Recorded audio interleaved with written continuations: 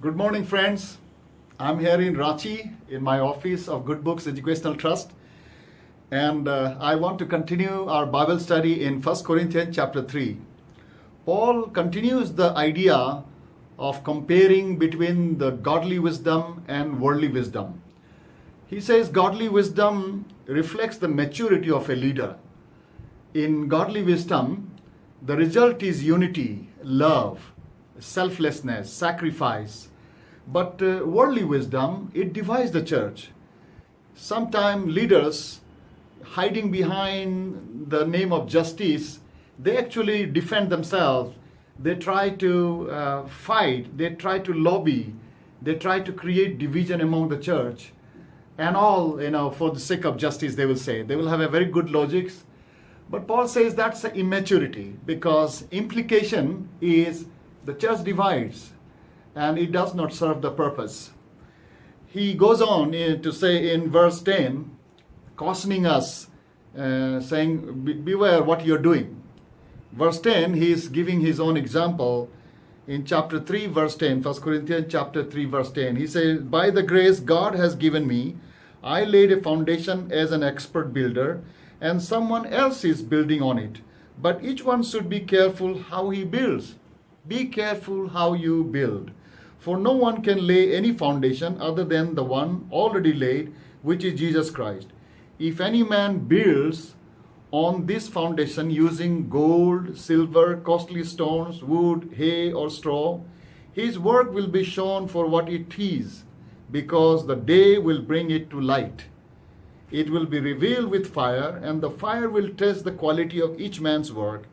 If what he has will survives, if what he has will survives, he will receive his reward. And then he says, if it is burned up, he will suffer loss. He himself will be saved, but only as one escaping through the flames. So Paul is saying that, what you do today, it has an implication long term. And God is there who will judge, and he will decide whether all the work that you have done, what you leave behind, will be burned and will leave behind only the ashes, or you will have a reward.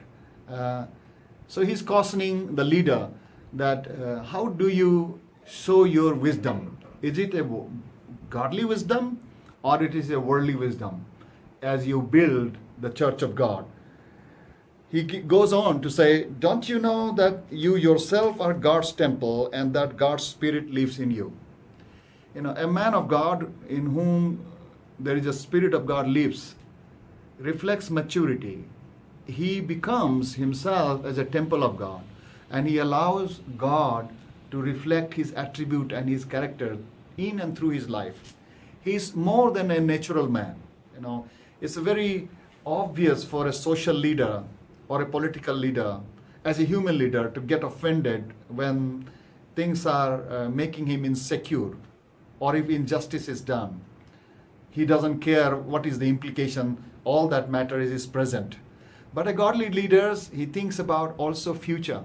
It's not about himself, but he thinks about the posterity, what he's going to leave behind, what God is going to see. For a godly man, God is the defender. He doesn't have to go around and create a lobby and get people around him and fight it out and whatever, as long as he can hold his chair and hold his position and own the ministry. A godly man doesn't act like that. So Paul is trying to caution the leader. Verse 18, chapter 3, verse 18, he says, do not deceive yourself. If any one of you thinks he is wise by the standards of this age, he should become a fool, so that he may become wise. Godly wisdom reflects selflessness, servitude, and trust in God. He rather become silent and quiet and fool and stupid, rather than, boast or show his anger and speak out more than that is necessary. He continues the idea in verse 19. He says, for the wisdom of this world is foolishness in God's sight, as it is written, He catches the wise in their craftiness. God will catch us in our craftiness. If we're playing a politics, if we are creating a lobby, if we're trying to divide and try to prove someone wrong just for the sake of proving yourself right, He will catch your and my craftiness, He says. And again, the Lord knows that the thoughts of the wise are futile. So then no more boasting about men. All things are yours. Whether Paul or Apollos or Cephas or the world of or life or death, for Paul he says everything is all yours as long as you belong to Christ.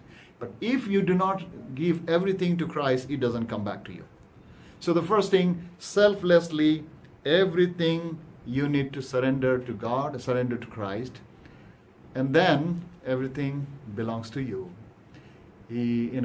Paul is almost like saying, Jesus, seek ye first the kingdom of God and His righteousness, and all things shall be added unto you.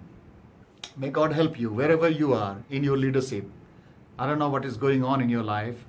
You may be feeling a little bit injustice done to you. You are offended and you feel insecure. Do not play the human wisdom. Do not play the worldly wisdom.